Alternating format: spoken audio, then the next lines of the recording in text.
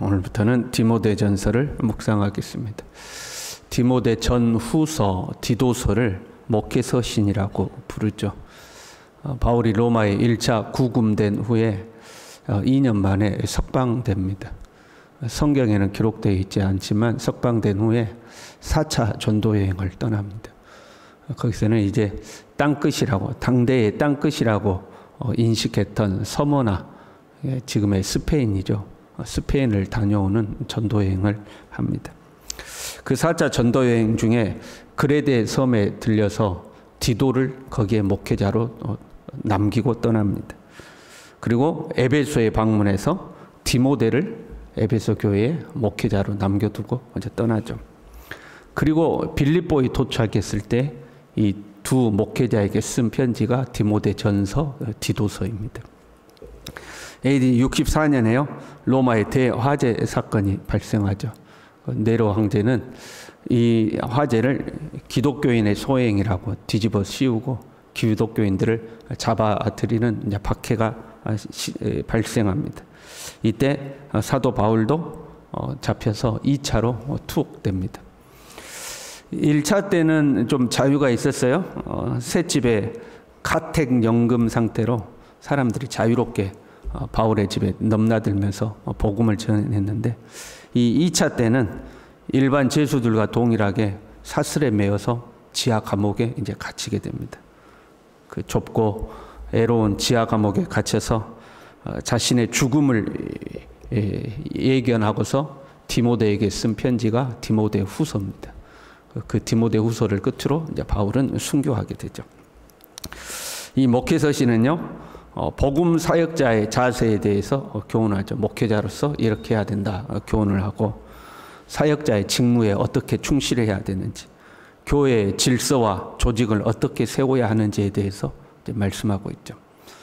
우리는 모두 다 왕 같은 제사장이잖아요.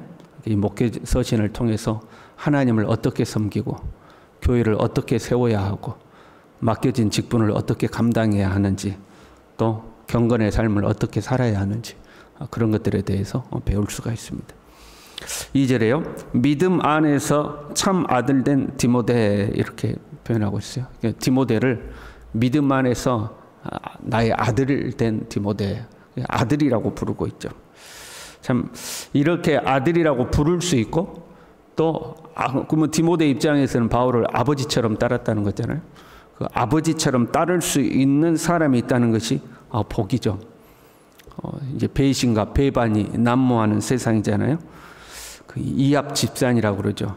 자신의 이익에 맞으면 모이고 자신의 이익과 안 맞으면 흩어져 버리는 그런 세상입니다.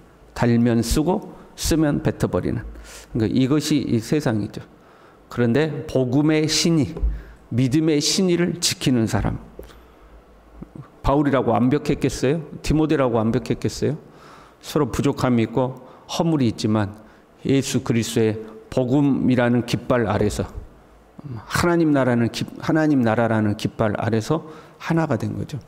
그냥 하나가 아니고 아버지와 아들처럼 이제 하나가 된 거예요. 그래서 믿음 안에서 난 아들 된 디모데 하고 이제 부를 수 있는 거. 참 이런 복음의 이런 관계를 이제 표현이 좀 뭐하지만 믿음의 동지, 복음의 동지 이렇게 부를 수가 있거든요. 그런 사람이 있다는 것이 복이죠. 이처럼 아들처럼 여겼던 디모데를 에베소에 남겨둔 이유가 나와요. 3절에요.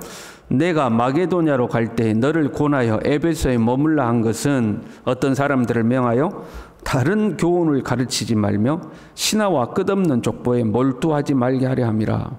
에베소 교회에 어떤 문제가 있었냐면 다른 교훈을 가르치는 사람들이 있었고 신화와 끝없는 족보에 몰두하는 사람들이 존재했다 하는.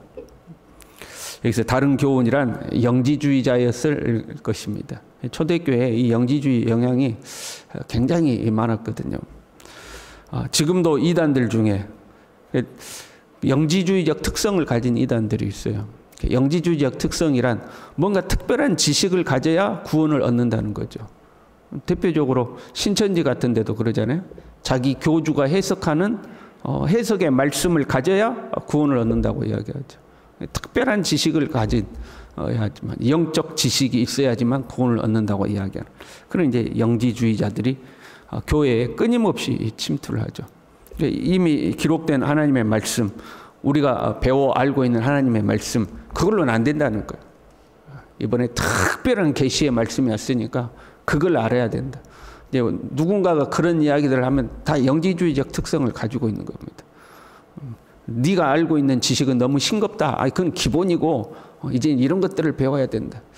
근데 사람들의 특성 중에 뭔가 새로운 것을 끊임없이 추구하는 특성이 있거든요. 그래서 뭔가 새로운 것을 배우고 또 뭔가 새로운 거, 진짜 특별한 해석이었어. 막 이런 것들 쫓아가는 습성이 있거든요.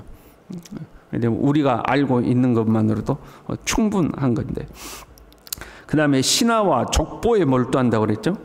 우리가 잘 아는 그리스 로마 신화가 있잖아요. 당대에 그런 게 유행인 거예요.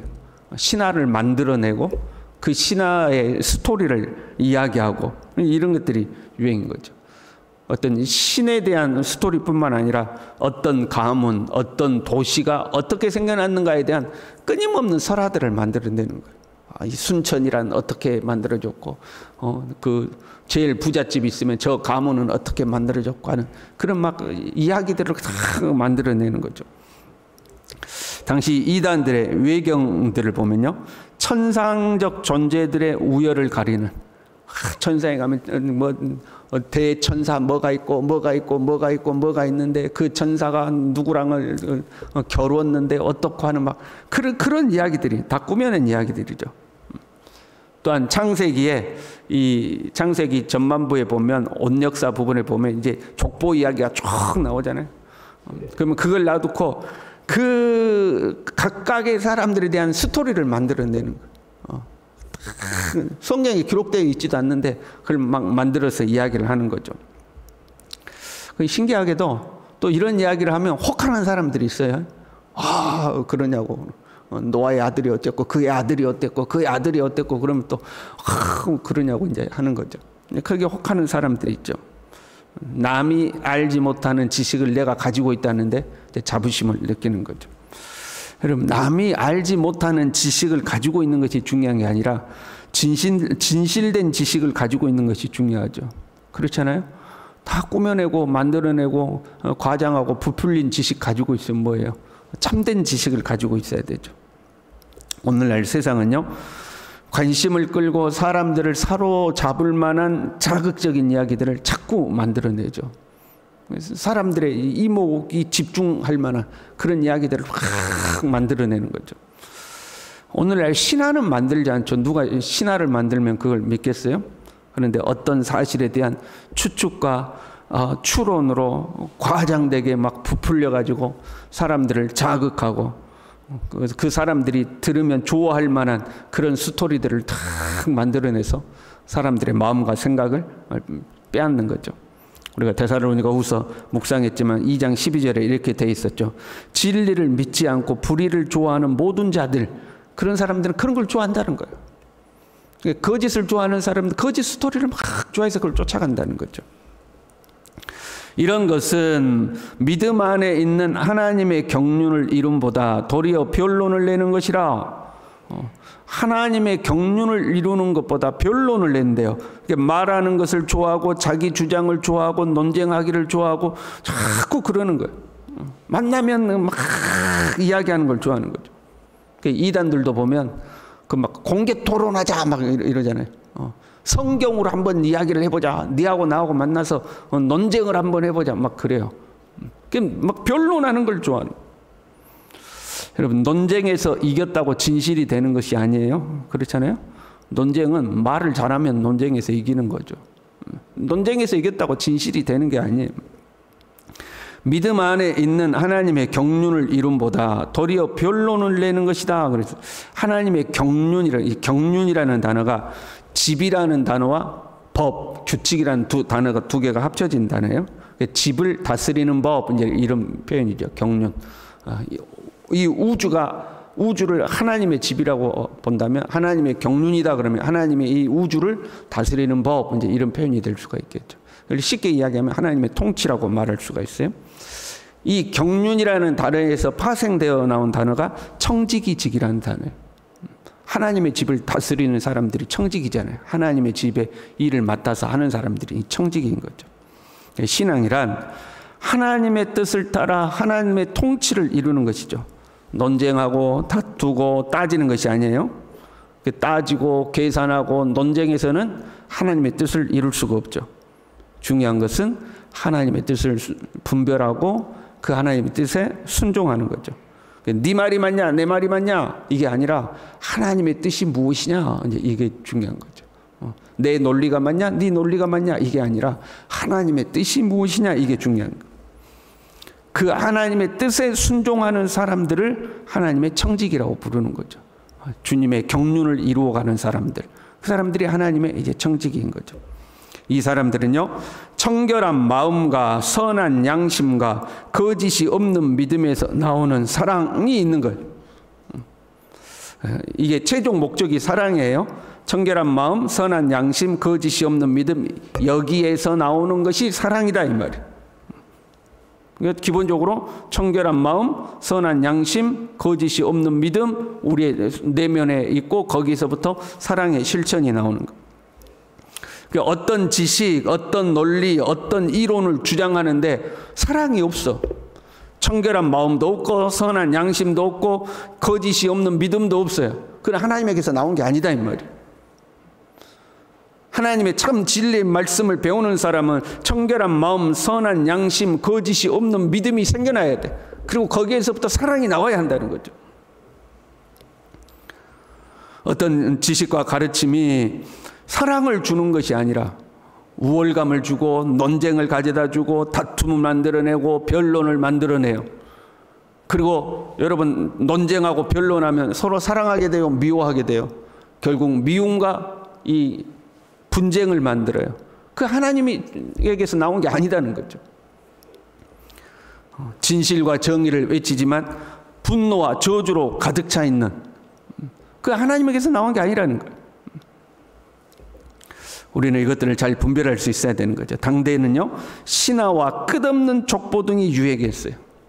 그러니까 그 논쟁을 하면서 서로 이제 갈등하는 거죠. 분쟁하고 서로 사랑하는 것이 아니라. 오늘날은요, 신화와 끝없는 족보가 우리에게 있는 건 아니죠. 그러나 사람들을 현혹시키고 마음과 생각을 빼앗는 어떤 지식들이 또 유행하고 돌아다닌다면 우리는 그것들을 잘 분별하고 그것이 하나님께로부터 왔는 것인가 아니면 이 사람들의 생각에서 나오는 허망한 것들인가, 우리는 잘 분별해야 되죠. 오직 우리는 예수 그리스도의 복음과 진리의 말씀 위에 우뚝 서서 청결한 마음과 선한 양심과 거짓이 없는 믿음으로, 그리고 거기에서 나오는 사랑으로 우리 그렇게 살아야 할 줄로 믿습니다. 기도하겠습니다. 하나님 아버지,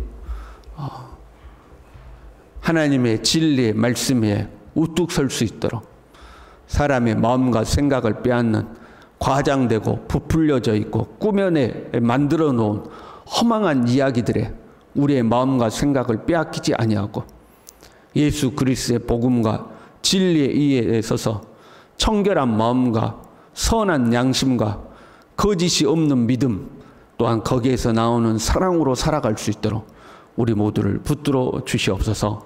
예수님의 이름으로 기도 올리옵나이다. 아멘.